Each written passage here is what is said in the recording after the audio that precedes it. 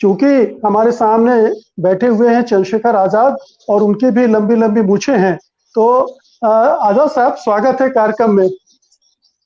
आ, जी। सुरेश वाघेला अभिवादन। भी इसी सुरेश वाघेला भी इसी तरह की मूछें रखे हुए थे और वो खटक रही थी वहां के कुछ लोगों को, और उन्होंने उसको जी घर में बुलाकर मारा पीटा। अब आप, चूंकि इस तरह की घटनाएं देखते रहे होंगे, उत्तर प्रदेश में बहुत होती हैं, देश में भी होती हैं, तो आपका फर्स्ट रिएक्शन ऐसी घटना पर क्या होता है?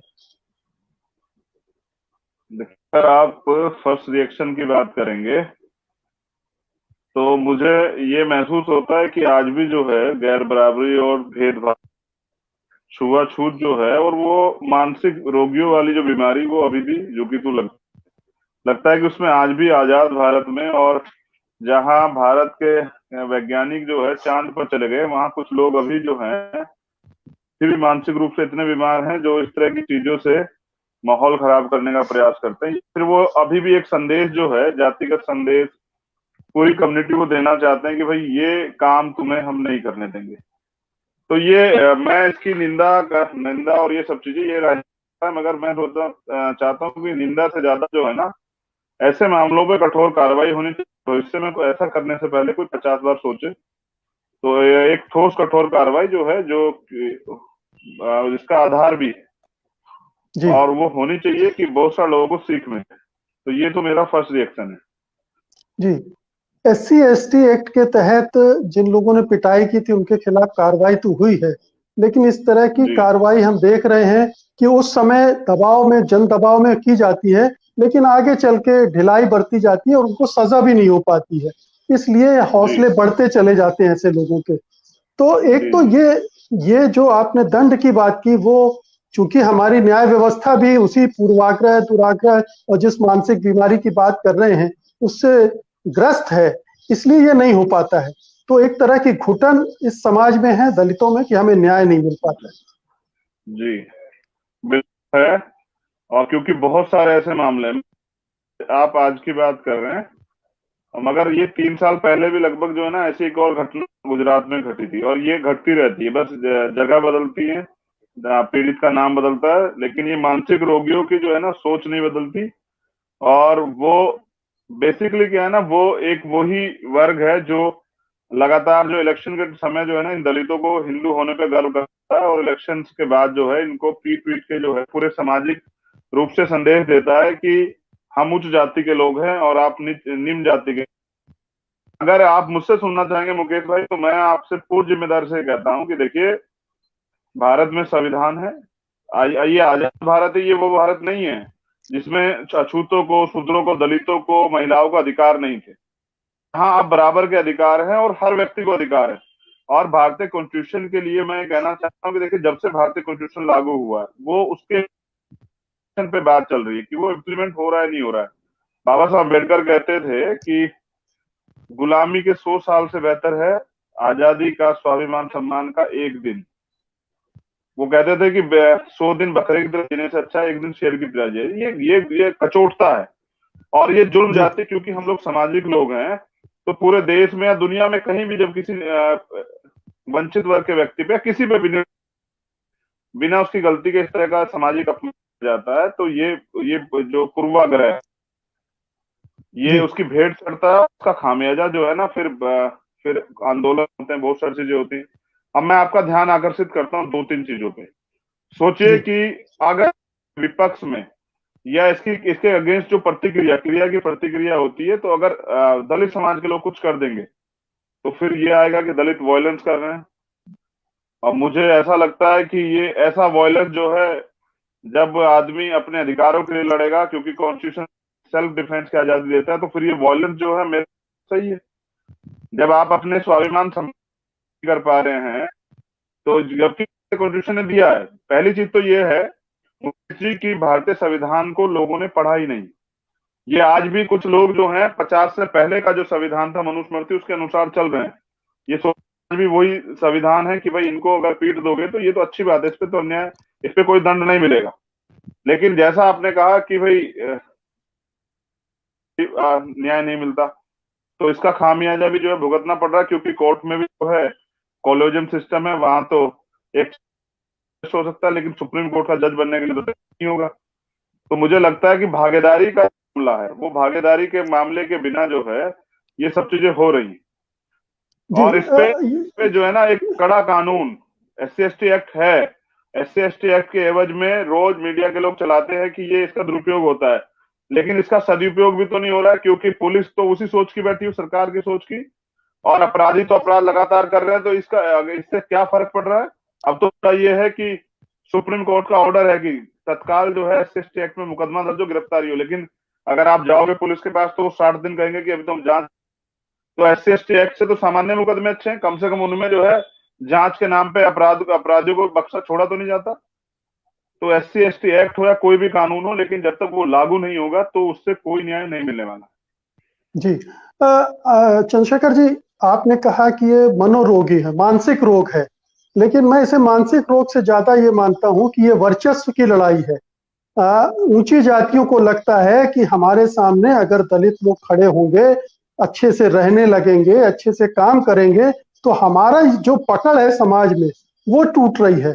और ये उन्हें बर्दाश्त नहीं है, क्योंकि वो अपना वर्चस्व छोड़ना नहीं चाहते हैं, और ये टकराव, ये संघर्ष इसलिए भी हो रहे हैं। अच्छा, तो मैं बस मुकेश जी, मैं जानना चाहता हूँ दलित होता कैसा है?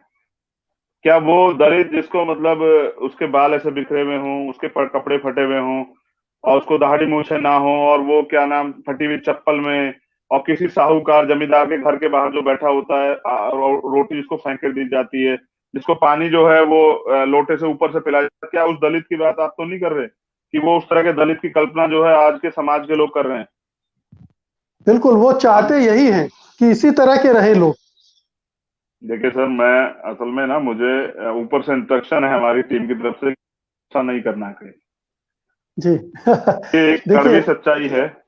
जी ये एक कड़वी सच्चाई है कि मुझे लगता है जो लातों के भूत जो है ना, वो बातों से नहीं मानते। जी कुछ लोग मैं आपको जूते से मारना पड़ता है, हाल और की वो दो तीन जूता जो चीजें है ना बता रहा हूँ। भीम आर्मी का बहुत मजबूत है। जी, अभी मैं हाल की दो तीन घटनाएं बता रहा हूँ। दो जी तीन कलाकार, जी सिंगर भी हैं, कॉमेडी एक्टर भी हैं, उन्होंने ऐसे शब्दों का प्रयोग किया जिसके लिए बाद में उनको माफी मांगनी पड़ी। लेकिन वो जानते नहीं कि ये शब्द जो हैं संविधान विरोधी हैं और दलितों का अपमान करते हैं। तो इस तरह की मानसिकता समाज में भरी पड़ी है, और वो उससे निकल नहीं पा रहे हैं। तो आपने जो कहा ना कि क्या दलितों को इसी रूप में देखना होना चाहिए, ये जी जो ऊंची जातियां वो इसी रूप में देखना चाहती हैं। जब भी वो बदलते हैं तो उन्हें खटकता है। जी। देखिए, पहली बात तो है ना, वो जो जिन कलाकारों की आप बात कर रहे हैं, तो मैं उनके बारे में इसलिए कुछ नहीं कहना चाहता कि वो तो जो है अपने अपने अपने जीवन में व्यस्त हैं, और वास्तविकता में उन्हें तो शायद वो ऐसा नहीं करते। लेकिन अगर कुछ लोग जानबूझ के ऐसा कर रहे हैं, तो फिर उन्हीं के लिए तो कानून की भविष्य में दोबारा कोई ऐसा ना करे, उन पर सख्त कार्रवाई हो। हम गलतियों को ज्यादा लंबे समय तक नजरअंदाज करते रहेंगे तो मुझे लगता है, दोबारा दूसरे शब्दों में समझाता हूँ, अगर इस पे ठोस कार्रवाई नहीं होगी तो इसका मतलब ये नहीं कि अपराध कम हो जाएगा, अपराधी का हौसला बढ़ेगा और अपराध बढ़ेगा। अगर मुनमुन दत्ता पे कार्रवाई हो जाती तो मुझे लग रहा है कि वो जो चौधरी नाम की दूसरी जो हमारी जो कलाकार थी, वो शायद ऐसी बात नहीं कहती। लेकिन एक चीज स्पेशली बता रहा हूँ मुकेश जी, जी लोग एक नौजवान को पकड़ के पीट देते हैं और अपने आप को जी बलशाली समझते हैं, और अपने अपने आप में गौरवान्वित महसूस करते हैं कि हमने पीट दिया है। और अगर तुम इतने बलवान हो सर, तो फिर अकेले अकेले, और अकेले लड़के जो है साबित बलवान हो। भीड़ में तो सर, भीड़ भीड़ में शिकार करके अगर आप ये सोचते हैं कि आपने जो है बहुत बड़ा काम कर दिया है, तो इस पे तो मैं ये कहना चाहूंगा कि ये तो समय, लेकिन दलित जो है वो बदला लेने की नीयत से नहीं कर रहे हैं देश में काम। वो तो एक अच्छा स्वस्थ भारत चाहते हैं, एक अच्छी स्वस्थ सोच का भारत। तो वो तो बदलाव के लिए काम कर रहे हैं, लगातार वो प्रयास कर रहे हैं कि जितने संसाधन उनको मिले हैं उसके दम पे वो एजुकेशन लें, बिजनेस करें, अधिकारी कर्मचारी बने, डॉक्टर बने, जिनके देश के विकास में भागीदारी करें और अपने सोसाइटी को भी थोड़ा सा डेवलप करें।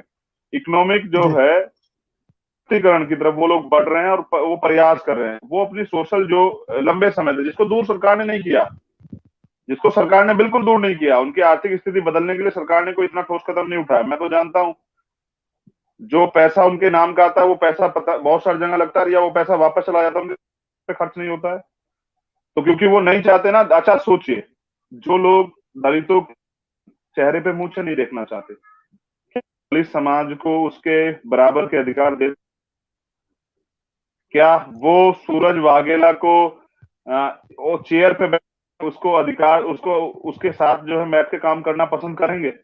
क्या वो सूरज वाघेला के साथ जो है, सूरज वाघेला है उनका नाम? जी, सुरेश वाघेला। सुरेश सुरेश वाघेला के वाघेला। साथ क्या वो सुरेश वाघेला के साथ जो है अच्छे संबंध, जो भाईचारे के संबंध स्थापित कर सकते हैं? बिल्कुल नहीं कर सकते। और मैं दो चीजों पे आपका ध्यान आकर्षित करता हूँ। मैं अभी उत्तराखंड में हूँ, पिछले 2-3 दिन से उत्तराखंड में काम कर रहा हूँ, एक जगह यहाँ पे कोल्टा।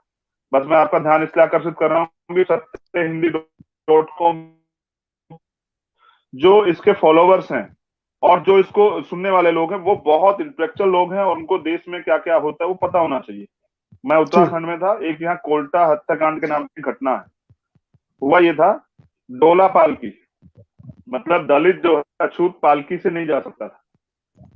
तो कुछ लोगों ने ये पालकी से जाना जो है वो ये प्रयास किया। तो गांव के स्वर्ण जाति के लोगों ने इसके विरोध में जो है उनके खिलाफ जो है एक पंचायत कर दी। तो वो डर की वजह से सब लोग जो बारात में गए थे वो एक घर में जो है छिप गए आके। तो ऊपर से वो घर जो है बंद कर दिया, अंदर से तो उन्होंने बंद किया था डर की वजह से, और ऊपर से उस घर को, उसके ऊपर की छत जो है वो हटा के, कच्चे मकान जो है पहाड़ी क्षेत्र में वंचित वर्ग के लोगों पे तो कहते अभी आर्थिक स्थिति ज्यादा अच्छी, तो यही हाल है। बताते हैं कि चीड़ का और ये बहुत सारा केरोसिन वगैरह डाल के उसमें आग लगा दी और 14 लोग जिंदा जला दिए, उसमें जिंदा जल के मरे।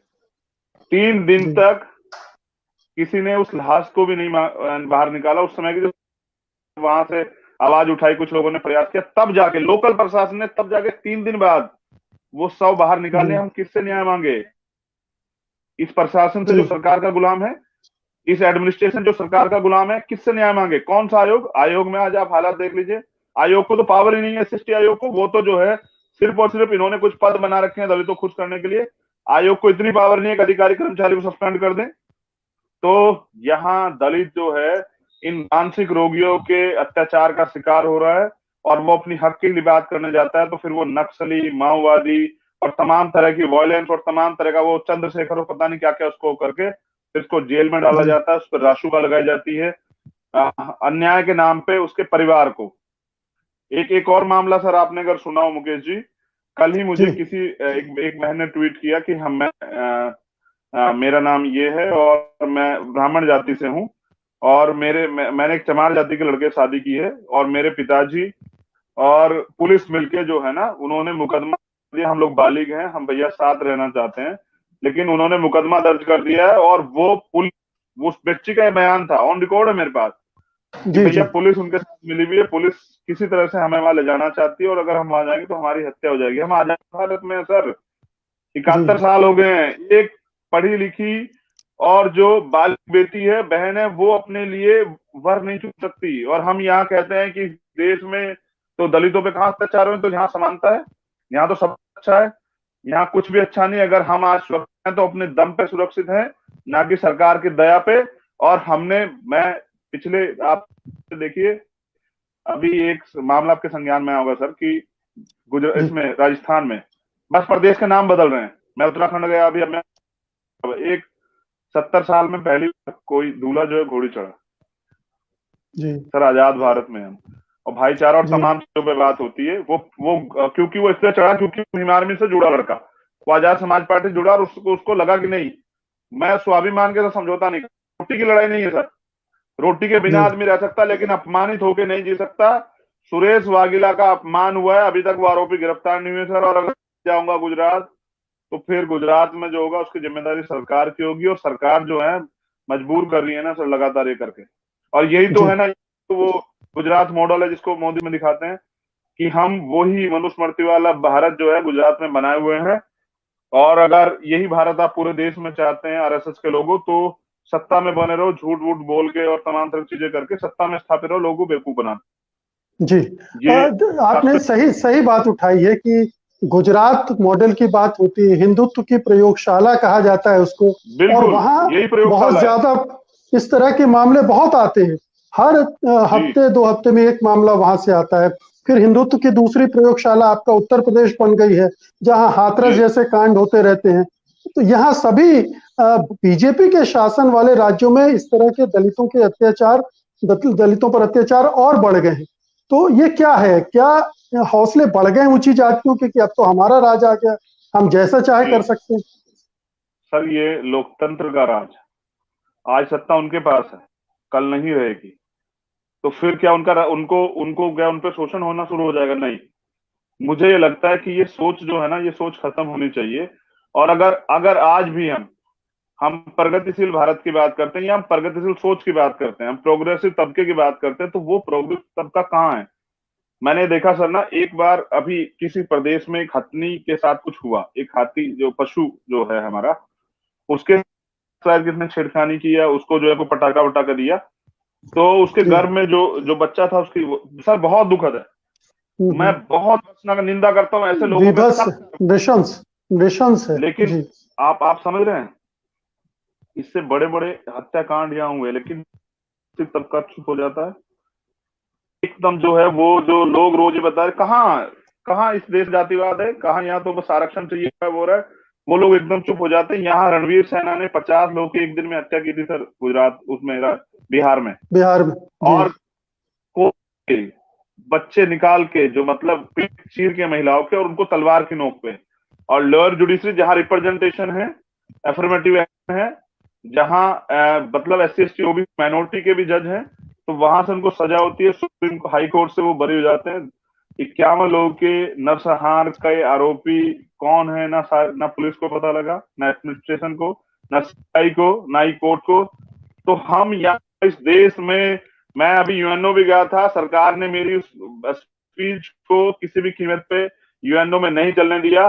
मैंने स्पष्ट पे कहा कि भारतीय जनता की पार्टी की सरकार में भारत के अंदर दलित असुरक्षित है, और असुरक्षा की भावना से दलित अपने आप में यहाँ घुट घुट के मर रहा है, और इसके परिणाम जो हैं बहुत घातक हो सकते हैं।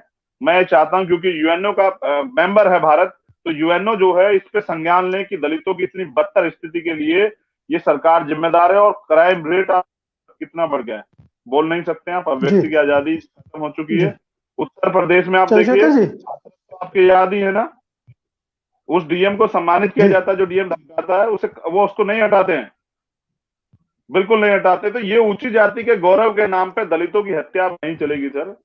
और इसके इसके ना जी भीम आर्मी के लोग अच्छी तैयारी करके बैठे हुए, ऐसे लोग, सताने वाले लोग, मैं उनको पीटने वाला नहीं हुआ, ये मेरा काम नहीं है, मैं तो कॉन्स्टिट्यूशन को मानने वाला व्यक्ति हूँ।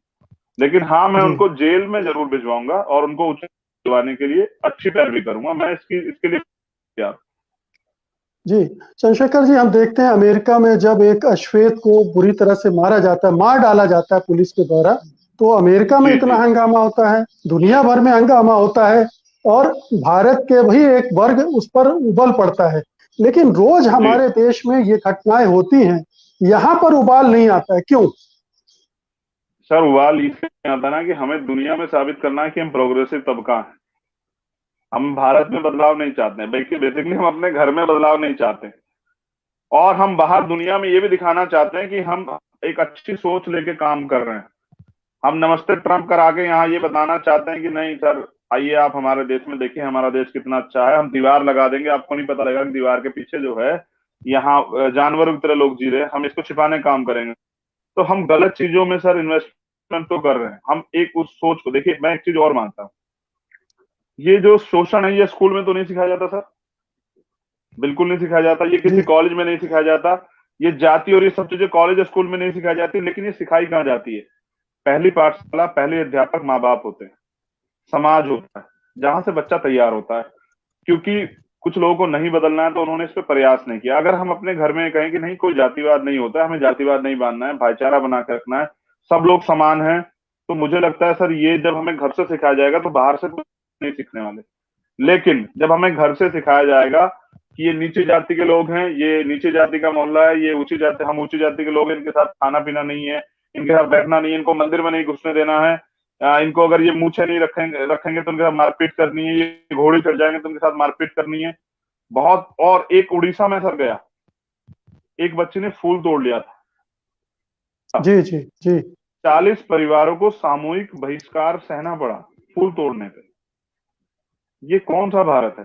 अभी मैं जब उत्तराखंड के बहुत लोगों से बात कर रहा था कि बताइए ना आपके यहाँ क्या क्या दिक्कत आती, तो उन्होंने हमसे कहा कि भैया आज भी उत्तराखंड में बेटियां जो है शेड्यूल कास्ट की वो दहेज में भेजी जाती है। अपर कास्ट की बच्चों के साथ जब उनकी शादी होती है तो शेड्यूल कास्ट की एक बच्ची जो है भेजी जाती है उनके साथ, कि ये सेविका के तौर पे वो भेजी जाती है ये। और वो कहते हैं कि अगर एक वहां वो प्रोग्राम होते हैं जो उन्होंने ये परमानेंट किया है कि ये शेड्यूल कास्ट हो जाएंगे, और अगर वो नहीं बजाते तो कई बार तो ऐसे मामलों में हत्याएं हुई है, लेकिन उनको पीटा जाता है और उसके लिए कोई उनको वो नहीं दिया जाता, चाहे वो मंदिर का मामला हो, मंदिर में ढोल बजाना या किसी शादी ब्याह में। तो क्योंकि क्योंकि मुझे ऐसा लगता है कि आज भी जो है ना वो जो छुआछूत और वो मानसिक बीमारी की जो है ना, वो मानसिक बीमारी लोगों के दिमाग में बहुत गंभीरता से घर किए हुए है, और उसको बदलने के लिए ना किसी किताब पे कि आप क्या अधिकार हैं और आपके क्या कर्तव्य हैं, उनको किसी को नहीं पढ़ाया, ना किसी क्लास में पढ़ाया गया। अगर लोग सोचे ना सर, अगर लोगों को पता होगा कि भाई अधिकार ये है कि अपने जीवन को तो जी सकता हूँ लेकिन किसी के व्यक्तिगत जीवन में कोई हस्तक्षेप नहीं कर सकता हूँ, किसी पे कोई टिप्पणी नहीं कर सकता हूँ। जैसे मैं खुद कहता हूँ कि कॉन्स्टिट्यूशन ने आर्टिकल 25-26 दिया, तो मैं किसी धर्म पे टिप्पणी नहीं कर सकता हूँ, सबको अधिकार है अपने धर्म करने का। तो फिर मुझे कोई क्यों गाली देगा मेरे धर्म की वजह से? और मेरा धर्म है इंसानियत। तो इंसान इंसान जानवरों में जातियां होती है सर, इंसानों में नहीं होती। इंसान तो एक जैसा होता है, हाँ रंग का फर्क हो सकता है, ये एरिया के हिसाब से हो सकता है, लंबाई का फर्क हो सकता है, ये भौतिक परिस्थिति के हिसाब से हो सकता है, भाषा का हो सकता है, उनका कल्चर का मामला है, ये थोड़े थोड़े डिफरेंसेस हो सकते हैं, लेकिन इंसानों में जातियां नहीं होती। और लेकिन जब तक जाति है तो इस जाति का पीड़न जो है उसको सहना पड़ेगा। इसलिए ही तो बाबा साहब अम्बेडकर जातिहीन समाज की बात करते थे। जी उन्होंने एनिलेशन ऑफ जी कास्ट लिखी, जाति का बीजनाश। जी जी चंद्रशेखर जी, एक सवाल है आपसे। आपने भी जी बड़ी जोरदार मूछें रखी हुई है। कभी सर, किसी ने टिप्पणी की आपकी मूछों पर? इतनी औकात नहीं है सर किसी की। सर देखिए ना, बिल्कुल सीधी सच्ची बात है, क्योंकि मैं दिखा देता हूँ ना सर, ये तो कितना अच्छा वो है। देख सर, मैं मेरे फादर यहाँ जी मेरे फादर मैं दिखा देता हूँ, मैंने ज्यादा मैं इस पे वो नहीं करता हूँ, लेकिन मैं आपको दिखाता हूँ सर। ये जी मेरे फादर की तस्वीर है सर, जी क्या आप इसे देख पा रहे हैं? जी जी बिल्कुल दिख रही, बिल्कुल। सर देखिए, मुझे देख रहे हैं आप?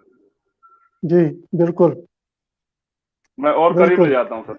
हाँ, नहीं दिख रही है, बहुत ही दिख रही है सर? जोरदार मूछें। जी बिल्कुल बिल्कुल। हाँ सर, तो बस ये जो है ना, ये मुझे सर जी एटीट्यूड की तो लड़ाई है सर, स्वाभिमान की, जी सम्मान की तो लड़ाई है सर। मैंने कहा ना कि अपमानित होकर नहीं जी सकता आदमी। और मैं तो जी बाबा साहब के स्वाभिमान के सिद्धांत को बहुत ज्यादा मानता हूँ। मुझे लगता है कि जी जिसका स्वाभिमान चला जाएगा उसका सब कुछ चला जाएगा। सोचिए ना सर, अगर कोई किसी की, बिल- देखिए सर, ये कोई उसका क्या ना, मर्दानगी का प्रतीक नहीं है मुझे। ये बिल्कुल। ये तो एक ये तो एक सिंबल है। ये तो मतलब एक आदमी की इच्छा की बात है कि वो क्या करता है, शौक है। वो कैसे जी कपड़े पहन, शौक है, जी वो कैसे कपड़े पहनता है, वो ये कोई कैसे तय कर सकता है कि मैं क्या खाऊंगा, मैं क्या पहनूंगा।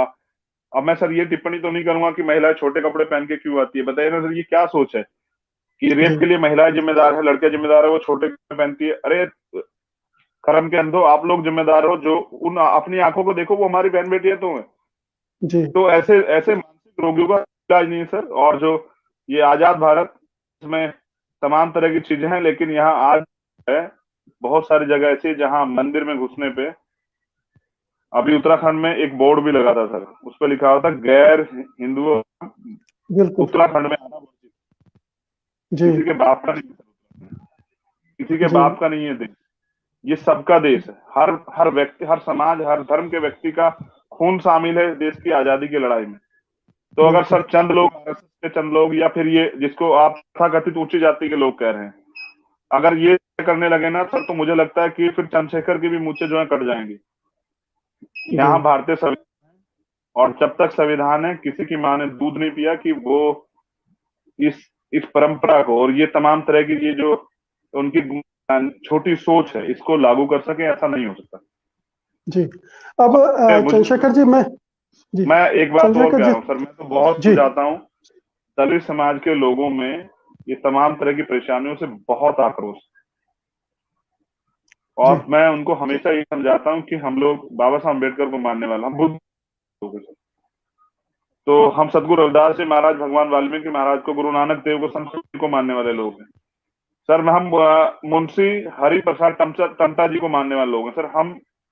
हम हिंसा के समर्थक नहीं, लेकिन सर सेल्फ डिफेंस की बात से तो मैं पीछे नहीं हूँ। अगर कोई आपको पीटने आएगा या फिर मुझे काटने आएगा तो कि हाँ, उसको सबक सिखाया जाए, उसको बताया कि स्वाभिमान के साथ अगर छेड़छाड़ खानी करोगे तो इसका खामियाजा भुगतना पड़ेगा। और मैंने तो महिलाओं से कहता हूँ, मैं तो मंचों से कहता हूँ सर, हो सकता हूँ मैं गलत हूँ, मैं कहता हूँ कि अगर कोई आपके सम्मान पे से छेड़छाड़ करे या आपके जो है ना, आपके आपके स्वाभिमान को ठेस पहुंचाए या आपको गलत नीयत से छेड़ने का प्रयास करे, तो उस उंगली को काटो। कम से कम उसको जो है ना, उसके जैसे हजारों लोगों को सीख मिले जी कि ये नहीं करना किसी बहन के साथ। आज भी यहाँ रेप होते हैं सर, हत्याएं होती हैं, बहन बेटियां रात में नहीं निकल सकती हैं, किसी जाति धर्म की हो। अपनी बहनों को जी अकेले नहीं भेज सकते सर। आजाद भारत है सर, और अब जी आजाद भारत है, अपना भारत है सर, जिंदाबाद तो कहना पड़ेगा। जी जी अपना देश है ना बिल्कुल। सर, तो कहेंगे और ये भी कहेंगे कि हाँ, हाँ हम लोग सताए जा रहे हैं, हाँ हम जी लोग जो है एक एक अधिकार के लिए लड़ रहे हैं और बहुत मुश्किल में, लेकिन ये समय बदलेगा सर। हम लोग मेहनत जी कर रहे हैं, समय बदलेगा। जी बिल्कुल बदलेगा। चंद्रशेखर जी, अब मैं थोड़ा सा उत्तर प्रदेश की राजनीति के बारे में बात करना चाहता हूँ। जी बीजेपी ने जी जी चुनाव की तैयारियां शुरू कर दी हैं और ऐसा लगता है कि उसमें घबराहट भी है, जो कुछ परिस्थितियां हैं। और आप तो जानते हैं कि उनके पास ब्रह्मास्त्र है हिंदुत्व का, हिंदू सर। मुस्लिम पोलराइजेशन का। ऐसे में इस सर बार आपकी पार्टी क्या भूमिका अदा करने जा रही है? सर मैं सहमत हूं कि बीजेपी ने चुनाव की तैयारी शुरू कर दी उत्तर प्रदेश में। सर वो यही तो कर रहे हैं, वो चुनाव ही तो लड़ते हैं। बाकी परेशानियों से तो देश ही लड़ता है। कोरोना हो या कोई भी वेंटिलेटर हो या ऑक्सीजन, इससे तो गरीब व्यक्ति लड़ता है। इससे तो विपक्ष के लोग लड़ते हैं। वो तो सिर्फ चुनाव लड़ते हैं, और वो सिर्फ है इसलिए यहाँ सत्ता में बने रहे, चुनाव लड़ते रहे। लेकिन मुझे लगता है सर, जितना बुरा समय उत्तर प्रदेश ने पिछले 4 साल में देखा है, 4 साल जो से अब जो टाइम हुआ है, और योगी जी आदित्यनाथ जी के समय में, मुझे लगता है इससे बुरा समय शायद प्रदेश ने नहीं देखा। जिस तरह से लोकतंत्र की हत्या हुई है, जिस तरह से ठोक दो की नीति पे अपने विपक्ष के लोगों को ठिकाने लगाने का काम हुआ, जिस तरह से इनकाउंटर हुए हैं, और कुछ इनकाउंटर तो फिल्मी हो गए सर। किसी को पकड़ के लाते हैं जी और थोड़ी देर में कैमरामैन रोके जाते हैं, मीडिया रोकी जाती है, गोली लगती है और खबर आती है कि भागने का प्रयास करा। ये जो फिल्म कहानी चल रही है ना, तो ये सब फिल्म तो जो है ना, वो कभी रियल तो नहीं हो, उसका तो एंड जी निश्चित है। तो ऐसे उत्तर प्रदेश में भारतीय जनता पार्टी का भी जो है ना, वो एंड अब निश्चित है। जनता इनको जवाब देगी, क्योंकि लॉकडाउन का समय चल रहा है। और आप ये भी देखिए, जा रहे हैं मीडिया से बात नहीं कर रहे हैं, अपनी बात रख रहे हैं, आम आदमी से किससे नहीं मिल रहे हैं। और वो दूसरे लोग कह रहे हैं कि आप जो है विपक्ष के लोग या आम आदमी कोई जो है ना, फिजिकल डिस्टेंसिंग जो है उसको ना तोड़े, उसको फिजिकल डिस्टेंस को बना करके खुद वो 100 लोगों के साथ जाके प्रेस में खड़े हो। तो जिस प्रदेश में मुख्यमंत्री जो है कानून को ना माने, और जहां आम आदमी रोटी के लिए भी परेशान हो, उस उत्तर प्रदेश को उत्तम प्रदेश का सपना दिखा के, उस उत्तर प्रदेश को जंगल प्रदेश बना देने वाले उस भाजपा की सरकार के मुख्यमंत्री और भाजपा के नेताओं को सबक सिखाने का काम उत्तर प्रदेश की जनता करेगी। और आप ये भी देखिए ना, इससे बुरा क्या होगा। भीम ये आर्मी का हिंदुत्व के क्या रोल ठेकेदार होगा? ये भीम हिंदुत्व आर्मी के का रोल क्या ठेकेदार होगा? देखें ना। जी मैं बता जी रहा हूँ, ये हिंदुत्व के ठेकेदार, जहां हिंदू धर्म में ये आप क्रिमिनेशन, अंतिम संस्कार को एक बहुत बड़ा एक जिम्मेदारी का वो दिया गया है। और इसमें ये भी कहते हैं कि बेटा जो है ना, बेटा मुखाग्नि देता है पिता को। मतलब एक वो पूरा कल्चर जो है उन्होंने जी एक बिल्कुल। लंबे समय से इन्होंने वो किया है। लेकिन आप देख रहे हैं, 2000 से ज्यादा रेत में दबाई गई, कुत्ते उनको नोच रहे हैं, चादर उनके ऊपर उड़ा दी गई। मीडिया ने दिखाया तो वो चादर हटानी शुरू कर दी कि रेत के रंग ना दिखाई दे। तो भीम आर्मी का रोल ये है सर, भीम आर्मी भारतीय संविधान को मानने वाले जो लोग हैं, वो भारतीय संविधान की सुरक्षा के लिए, क्योंकि भारतीय जनता पार्टी और आरएसएस के लोग भारतीय संविधान के विरोधी हैं। ये बाबा साहब अम्बेडकर का नाम सिर्फ वोट ठगने के लिए। Subscribe to my channel and also press this bell icon so you never miss any new updates, cause whenever we